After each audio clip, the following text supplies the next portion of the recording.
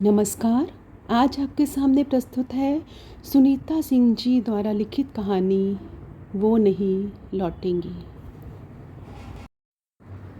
हाल ही में एक पुराने परिचित परिवार के कुछ लोग मिलने आए। पढ़ा लिखा सम्मानित परिवार, आजकल के चलन के हिसाब से समझदार एडजस्टिंग माँ बाप और इंडिपेंडेंट बच्चे। सब कुछ बढ़िया दिख रहा था, पर कुछ था जो चुभ गया। परिवार की बेटी मुखरा बनी कह रही थी, पापा मम्मी और मैं एक ही सोसाइटी में रहते हैं, अलग अलग टावरों में, पर महीनों हो जाते हैं एक दूसरे के घर गए। यूं ही क्लब गार्डन एरिया जिम वगैरह में तो मिलना हो ही जाता है। ठीक भी है, हर किसी की अपनी पर्सनल स्पेस होती है। मुझे उसे एनक्रोच करना अच्छा नहीं लगता। अगर कोई दूसरा भी ऐसा करे तो मुझे पसंद नहीं। मैंने कहा, अभी शायद न्यूली मैरिड हो, तभी अपनी प्राइवेसी को लेकर इतनी हाइपर हो। एक बार बच्चे आ जाएंगे ना, तब यह सोच बदल जाएगी। तब तो चाहोगी कि आसपास लोग हों जो बच्चे को संभालने में मदद करें। वह लड़की एकदम से आग भभूखा हो गई। यहाँ तो मेरे वैल्यूज़ की बात हो रही है, बच्चे कहाँ से आ गए इसमें? मुझे बच्चे चाहिए भी नहीं।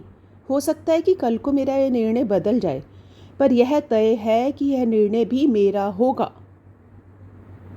मैं हैरान रह गई। उसकी नाराज़गी का कारण ठीक ठीक समझ नहीं आया। फिर सोचा कि ये नई जनरेशन है, शोर शराबे वाली। सीधी सरल बातचीत में भी नैतिक स्वतंत्रता के मुद्दे को जबरदस्ती घुसाकर आत्मतुष्ट और आत्ममुग्ध होने वाली। फिर भी मुझे उस लड़की का कहा यह वाक्य, मुझे बच्चे चाहिए भी नहीं, जैसे किसी पुराने पके फोड़े में उठती टीस सी एक याद को बेदर्दी से रगड़ता हुआ निकल गया। खरोंचे लगी है, रक्त छलछला आया है। मन भटकता हुआ सालों पहले के अपने ननिहाल के आंगन में पहुंच गया है। खूब लंबा चौड़ा आंगन, बड़ी सी ड्योढ़ी के बाहर लंबा दालान। दालान की सीढ़ियाँ उतरते ही ठीक सामने मुख्य रास्ता, जो ना जाने कितनी अदृश्य गलियों में बंटकर सारे गांव को ना पाता था। सुबह का दृश्य है। आंगन के बीचों बीच लगे चापाकल पर तरह तरह की गतिविधियां चल रही हैं। यद्यपि आंगन कच्चा है, चापाकल को घेरते हुए आंगन के संपूर्ण क्षेत्रफल का एक अच्छा खासा हिस्सा सीमेंट से प्लस्तर किया हुआ है। उसी सुचिकन हिस्से पर एक तरफ सबसे छोटी मामी घूंघट काढ़े हुए बर्तन मांज रही है। घर का हरवाहा चापाकल के पास मिट्टी में आधा गड़े नाद में से जूठन उबच रहा है। मंझले नाना दूध से उफनती बाल्टी अभी अभी रखकर गए हैं। संजली मामी अपने कमरे से निकल आई हैं। उसी सीमेंट के चबूतरे के एक हिस्से में बैठकर दातुन चबा रही हैं, खोई कोई सी। बालों की दो चार घुंघराली लटें माथे पर लौट रही हैं। गहरी काली आंखों में जैसे विद्युत का प्रवाह मचल रहा है। मुझे ये मामी बहुत सुंदर लगती हैं। नाक कैसी तीखी, दांत कितने सफ़ेद। ठट्ठा कर हंसती हैं तो लगता है कि एक साथ सैकड़ों पायलें बज उठी हैं। अपनी लंबी छरहरी देह को एक विशेष अदा से झुमाती हुई मामी जब फुर्ती से चलती है तो मैं नज़र नहीं हटा पाती। कभी कभी शर्माते हुए मामी से भरे आंगन में यह कहने का दुस्साहस भी किया है, मामी आप बहुत सुंदर हो। पूरे गांव में आप जितनी सुंदर कोई औरत नहीं है, हमारे शहर में भी नहीं। प्रत्युत्तर में मामी वैसी ही खनखना कर हंस दी। मेरा मन करता है उस हंसी में खनकते सिक्कों को चुन लूं। जा बच्चिया, तहार मामी तनी गौर ना रहली। यह छोटी नानी थी, मामी की सास। मामी जैसे स्याह हो उठी उस क्षण। आज जिसे डस्की ब्यूटी कहकर कॉम्प्लीमेंट देते हैं, वही गेहुआ रंगत मामी को नुकीले तानों से चिदवा डालती। घर की अन्य औरतें अपने सामान्य नैन नक्श के बावजूद कभी भी इस तरह अपमानित ना की जाती, तो क्या मामी का गहरा सांवला रंग ही उनकी अवज्ञा का कारण था? अचानक आंगन में शोर सा उठता है। क्या हुआ है ठीक से समझ नहीं आ रहा। संजले मामा तमतमाए हुए खड़े हैं। मेरी माँ गरज रही है, पगलाया है क्या सुबह सुबह? ना बात का पता ना कोई छोर का, बस धुनने लगे। पूरे खानदान में एक तू ही शूरवीर है जो अपनी मेहरारू पर हाथ उठाता है। वाह वाह, शर्म करो गधे। मामी रो रही है, निशब्द। बड़ी मामी फुसफुसा कर मेरी माँ से कह गई है, ये तो देवर जी का रोज़ का तमाशा है, गुस्सा आसमान पर रहता है, कब कौन सी बात पे भड़क जाएंगे कहना मुश्किल है। अभी देखिए ना, बाहर से आए और संजली को सीधा तमाचे मारने लगे कि बाहर रास्ते की तरफ मुंह करके दातुन कर रही थी और ड्योटी का दरवाज़ा खुला हुआ था। रास्ते से आते जाते लोग इसे देख रहे थे। अब बताइए दीदी कि इतना विशाल दलान, फिर इतनी बड़ी ड्यूटी पार करके रास्ता चलते लोगों की नज़र इसी संजली को ढूंढ रही थी। ऐसी सुंदरी है। बड़की मामी का उपहास उस वक्त मेरी माँ को भी नहीं रुचा। बेदिली से बोली, सुंदरी तो है, इसमें क्या शक है, पर ऐसे मन मतंगी के हाथ में पड़ी है कि हीरा भी कोयला हुआ पड़ा है, नहीं तो माथे पर भी उसे वैसे ही चढ़ाता है यह बौड़म। पर गुस्सा आने पर फिर कहाँ होश। बड़ी मामी कट कर रह गई। संजली मामी के सलोने रूप से डाहा करती है वह, सभी मामियाँ करती हैं। इसी से जब जब वह पिटती है, जली कटती सुनती है तो वह सभी मन ही मन मुस्काती है, पर प्रगट में उन पर दया भरी दृष्टि डालते हुए मामा को उल्हाने देती है। और संजली मामी सभी के सामने पति के हाथों हुए अपमान की अग्नि में गीली लकड़ी सी सुलगती। मामी का धुआया सलोना मुखड़ा आज भी बिसरता नहीं। उस दिन दिन भर ना अदृश्य पायले खनकी, ना सीधे पल्ले की साड़ी से झांकती उस क्षीण कटी पर सौ बल पड़े। मामी सुस्त थके कदमों से घिसटती सी घर गृहस्थी के काम करती रही। मैं चिंतातुर हो उठी। 12-13 बरस के उस किशोर मन पर मामी के अंधे भविष्य की छाया डोलने लगी थी। ऐसे कैसे सारा जीवन बिता सकती है कोई स्त्री, जब तक यह पता ना हो कि गाल पे तमाचे किस अपराध के लगे। मन क्या हर समय एक अदृश्य आतंक से कांपता न रहता होगा संजली मामी का। उस पर से सांस के ताने हर समय उन्हें बेधते रहते। मामा भले मन के थे, मामी के लिए कई बार घर के लोगों से भिड़ जाते, पर उनमें भी कुछ ऐप थे। वह कुछ खास कमाते धमाते नहीं थे। अक्सर उनका हाथ तंग रहता। उन्हें गांजे के नशे की खासी लत थी। एक तो करेला, ऊपर से नीम चढ़ा। फिर उनकी परवरिश ऐसे परिवेश में हुई थी जहां अपनी खींच और कुंठाओं को पत्नी के साथ दुर्व्यवहार के रूप में निकालने की एक मूक सामाजिक स्वीकृति मिली होती है। ले देकर उस समय मेरा किशोर मन यही समझ पाया था कि अब इस कैद से मामी की रिहाई संभव नहीं है। वापस अपने घर लौट कर भी संजली मामी बार बार याद आती। मिट्टी के फर्श पर आईना रखकर बाल संवारती, मांग में रच रच कर टह टह लाल सिंदूर भरती। छठ घाट पर बक्से में रखी ब्याह की पीली बनारसी साड़ी के ऊपर लाल जरी बॉर्डर की टिश्यू की चादर ओढ़े दमकती हुई। किसी अलस दोपहरिया को मामी के साथ बातें करते हुए ताक पर दिख गया था वह सुंदर सा चमकदार डब्बा। पूछने पर मामी शरारत से हंसी, मिठाई है तो हर मामा लाए हैं, खाइएगा। मैं अचरज में पड़ गई। मामा आपके लिए मिठाई लाए हैं? उस दिन सुबह वाला उनका कुमलाया चेहरा आज ना जाने कहाँ अलोप हो गया था। उनकी आंखें ठट्ठा रही थी। दूल्हा लोग लाते हैं मिठाई कन्या के लिए। अब की मैं शर्मा गई। मेरा मन फूल सा हल्का हो आया था। तो मामा प्यार भी करते हैं मामी को? ज़रूर करते होंगे, वरना मामी की आंखें यूं ना मुस्काती। तब संचार के साधन भी अति अल्प थे। ननिहाल से संवाद के नाम पर माँ के लिए चिट्ठियाँ भर आती थी। उन चिट्ठियों में संजली मामी के खबर के नाम पर विगत सालों में उनके यहाँ जन्म लिए बच्चों का जिक्र भर होता था कि इस बार उन्हें फिर से बेटी हो गई, कि तीसरी बेटी के जन्म के समय वह मरते मरते बची हैं, कि उनकी सास ने 3 बेटियों और 1 बेटे के जन्म के बाद भी उन्हें फैमिली प्लानिंग का ऑपरेशन नहीं कराने दिया, कि दूसरा बेटा भी तो होना चाहिए आखिर को। बरस गुजरते रहे। एक बार फिर ननिहाल जाना हुआ। मेरी नई नई शादी हुई थी। ननिहाल के उस चिर परिचित आंगन में जब सालों बाद खड़ी हुई तो कितनी ही स्मृतियाँ हठात दौड़ पड़ी गले लगाने को। कितना कुछ बदल गया था। बच्चे बड़े हो गए थे, मामा लोग अधबूढ़े हो चले थे। खिचड़ी बार, दुर्बल शरीर, कहाँ गया वह अलमस्त अंदाज, वो लहरदार जुल्फ़ें। मामियाँ पुरानी फीकी साड़ियों में ताज़ा उल्लास बिखेर रही थीं। बड़ भाग कि आप आई बबुनी, मम्हर आते रहना चाहिए। कितना दिन पर आई बताइए तो।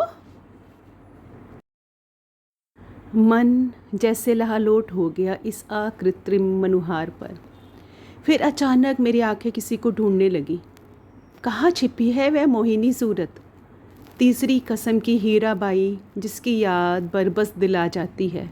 वो संजली मामी क्या इतनी बदल गई कि मैं उन्हें इस भीड़ में ढूंढ ही नहीं पा रही हूँ। मेरा दिल डूबने लगा। तभी सुना, छुटपन में हमारे पास घुसल रहती थी, तब मामी बड़ी सुंदर लगती थी बबुनी को। फिर वही अदृश्य पायलें बज उठीं। तो सामने खड़ी थी वह कृशकाय स्त्री संजली मामी थी। हड्डियों का ढांचा भर शेष रह गया था। कमर तक लहराते घने बाल छिहरे हो गए थे। सुतवा नाक की लौंग आज भी हंसते ही झिलमिला उठी।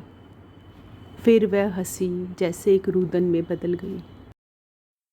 मामी को पहचान ना पाई बबुनी, मामी गल गई बच्चिया। मुझे लगा कि मेरे भीतर कुछ खौलने लगा है। जल्दी ही इस तपिश से मैं पिघल जाऊंगी। मैं इस शर्मिंदगी से बचना चाहती थी। इससे पहले कि मेरी आंखों में आंसू आ जाएं, मैंने मुस्कुराते हुए कहा, मामी आप ज़रा भी नहीं बदली, वैसी ही सुंदर हैं। उन्होंने हंसकर बाहें फैला दी और मैं उनकी अंकवार में समा गई। मामी के ब्लाउज़ का कंधा गीला होता रहा और मामी सूखे नेत्रों से मुस्कुराती हुई मेरी पीठ थपथपाती रही। कुछ जल स्रोत भयंकर तपिश में सूख जाते हैं, फिर नहीं उमड़ते। कड़ाके की ठंड पड़ रही थी उन दिनों। रात्रि में घर के सभी लोग खा पी कर अपनी अपनी रजाइयों में दुबक चुके थे। मेरी माँ और मैं घर की स्त्रियों से घिरे गप्पे मार रहे थे। मामियाँ गांव घर के किस्से सुना रही थीं, नकलें उतार रही थीं। हम सभी हंस रहे थे। अचानक मुझे ख्याल आया कि संजली मामी गैर हाजिर है इस सभा से। पूछा तो मंजली मामी दबे स्वर में बताने लगी, वो क्या बैठेगी यहाँ पर, उसका तो दिमाग खराब हो गया है। ऊपर से सब ठीक, काम धाम करेगी, बोलेगी बतियाएगी, सब ठीक। बाल बच्चे जन्म ले रहे हैं, नेयर जा आ रही है, फिर किसी दिन सनक जाती है। सब्जी काटते हैं ना जैसे, वैसे हंसुल से अपने ही हाथों पर खच खच मार लेती है। खून की धारा पर मुंह से एक शब्द नहीं। तंग आकर देवर जी लात घूसों से मरम्मत करते हैं, तब भी एक शब्द नहीं बोलती। दिमाग ही खराब हुआ होगा ना। सुनकर माँ चिंतित हुई। डॉक्टर को नहीं दिखाया? अब की बार सभी मामियाँ समवेत हंस पड़ी। कहा, डॉक्टर का तो पूछिए मत दीदी जी, पिछले साल बिना किसी को बताए बच्चा गिरवा आई थी तो देवर जी ने बहुत मारा, फिर अपनी कोठरी से निकाल दिया। बेचारी शर्म से किसी से आंख नहीं मिलाती थी। मर्द कोठरी से बाहर निकाल दे, कितना मर मिटने वाला बात है। मैंने सहसा महसूस किया कि मेरा शरीर धधकने लगा है।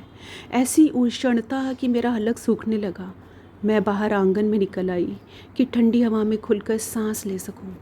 आंगन सूना पड़ा था, कमरों के दरवाजे उड़के पड़े थे। तभी देखा कि आंगन के उत्तरी कोने पर डले एक शेड के नीचे अलाव सी सुलग रही है और उस अलाव से सट कर बैठी है, घुटनों में मुंह दिए, संजली मामी। मैं तेज़ी से उधर बढ़ी। मामी, इतनी ठंड में यहाँ क्यों बैठी हैं? अंदर चलिए।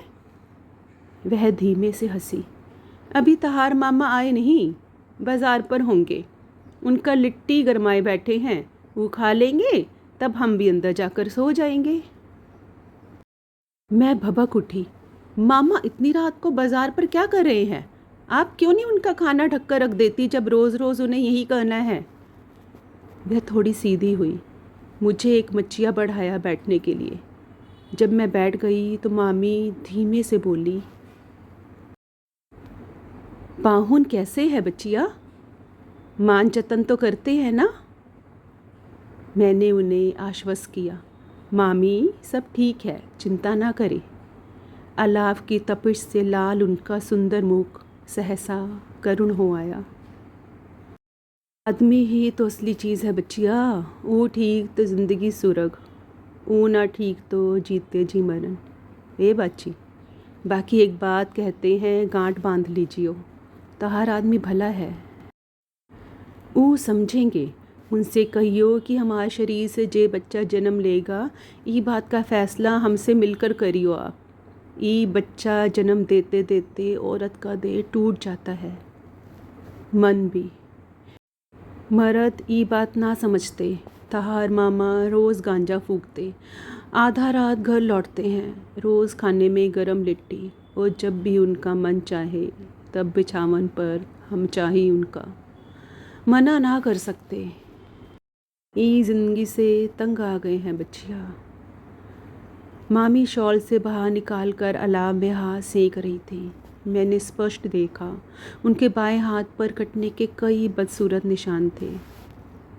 मामी, ये सब कैसे कटा? वह मुस्काई। हिम्मत नहीं जुटा पाए। चाचा बच्चों का मुंह देखकर रुक गए। पर जब जवार उठता है तो सब तहस नहस कर देने का मन करता है। क्या करें, अपने पर निकाल लेते हैं। मामी, माँ के साथ डॉक्टर के पास जाइएगा, माँ से मामा डरते हैं। कुछ ना होगा बच्चिया, हमारी सास कहती हैं कि एक लड़का से कुल बचेगा, एक और लड़का होने तक हमारी कैद पक्की जानो। चिंता ना करो, जितना लिखा कर लाए हैं भोगेंगे। मैं ध्यान से देख रही हूँ, मामी की पुतलियाँ अभी भी कितनी स्याह हैं, पर अब उनमें विद्युत नहीं कौंधती। वो झांझरें कहाँ खो गई जो उन्होंने अपने कहों से बांध रखी थी। कितने बरस बीत गए होंगे जब से उनका दूल्हा उनके लिए मिठाई नहीं लाया होगा। अब वही दूल्हा उन पर अत्याचार करता है, उनके दिल की बात नहीं समझता। अब कन्या कैसे जिए? 2-4 दिन रहकर हम वापस चले गए। आते समय मामी नदारद थी। मैंने उनकी इस गैर हाज़िरी को समझा कि कुछ सूखे जल स्रोत अनायास उमड़ने पर अपने साथ सब कुछ बहा ले जाते हैं। एक पारंपरिक भारतीय परिवेश में स्त्री को यह सब स्वतंत्रता नहीं होती। कुछ साल और बीते, फिर एक दिन संजली मामी मर गई। अपने 5वें बच्चे को जन्म देते समय पीलिया हो गया था। शरीर में खून की बेहद कमी हो गई थी। मृत बच्ची पैदा हुई। कुछ क्षण पश्चात वह भी चली गई। उनके साथ गई नेहर की स्त्री बता रही थी, बच्चा जन्मते समय मरने वाली औरतों के पाँव के तलुओं में सुइयाँ खोज दी जाती हैं कि वह वापस ना लौट सकें। वह औरतें चुड़ैल जो बन जाती हैं, उनके पाँव में भी सुइयाँ। कलेजा कचोट गया। मैंने कहना चाहा, नाहा की कष्ट दिया उन्हें, वो कभी ना लौटते इस दुनिया में। लगा था कि संजली मामी मेरी पारिवारिक जिम्मेदारियों दुनियादारी के झमेलों में बिसर गई यादों से, पर वह तो उपस्थित थी हमेशा। कहे कहे लगाती, गहरे काजल से आँकी, मृग नयनी छवि वाली, पिटती, ताने सुनती, उदास मुख वाली। फिर एक दिन आंगन में अलाव की आँच से बिसुरती हुई। वो तो कहीं गई ही नहीं। उस दिन अपने परिचित परिवार की उस लड़की की बातें सुनकर जब वह अचानक से बेतरह याद हो आई तो यही लगा। ना चाहते हुए भी उस लड़की की बातों में दिल अटक सा गया। वैसे भी वह लड़की समझदार लगी, बस थोड़ी सी अपरिपक्व और जल्दबाज। जी चाहा कि उसे समझाऊं कि तुमसे पहले के जनरेशन की स्त्रियों ने और आज भी कई जगहों पर स्त्रियों ने बहुत कुछ झेला है, झेल रही हैं इस मसले को लेकर। अपने शरीर पर भी अपना ही हक नहीं, अपने बच्चे को जन्म देने के निर्णय में उनकी ही मर्जी शामिल नहीं। तुम बहुत भाग्यशाली हो कि तुम्हारा जीवन साथी इतना समझदार है, तुम्हें चाहता है, तुम्हें यह महत्वपूर्ण निर्णय लेने की तुम्हारी स्वतंत्रता में उसकी विशाल हृदयता भी शामिल है। पर यह निर्णय तुम्हारे अकेले का भी नहीं होना चाहिए। उचित यही होगा कि तुम्हारे जीवन साथी की मर्जी भी इसमें शामिल हो। यह सब लिखते समय फिर से संजली मामी सामने आकर खड़ी हो गई हैं, जैसे दहकती आंखों से पूछ रही हैं, बड़े न्याय की बातें कर रही हो आज, मेरा दुख भूल गई? सालों से जो अन्याय की फसलें बोते आए हैं ये पुरुष, उसकी ही तो फसल है ऐसी सोच वाली लड़कियां। काटने दो ये फसलें पुरुषों को, हिसाब बराबर होते होते सदियां बीत जाएंगी, तब तक तो हमें भटकना ही है। मोक्ष कहाँ?